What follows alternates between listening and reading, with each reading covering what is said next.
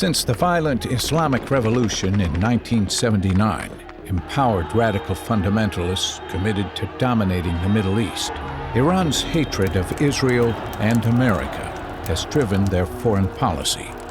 The State Department recognizes Iran as the world's leading state sponsor of terrorism. For decades, the world sought to isolate Iran and curb its terrorist activities and nuclear weapons ambitions through economic sanctions.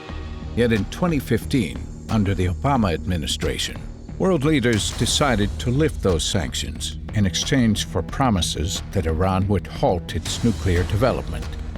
The Joint Comprehensive Plan of Action, JCPOA, commonly known as the Iran Deal, was agreed upon on July 14, 2015.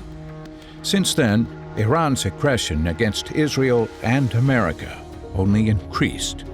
Enriched and emboldened by a fresh influx of over $100 billion to its government, Iran posed a greater danger to both Israel and America as it reaped the benefits of the deal, yet repeatedly violated the terms of the agreement.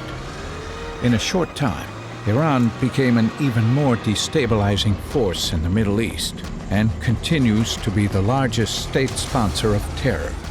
Under the Trump administration, the United States withdrew from the Iran deal and began a maximum pressure campaign against Iran by imposing harsh sanctions on that regime.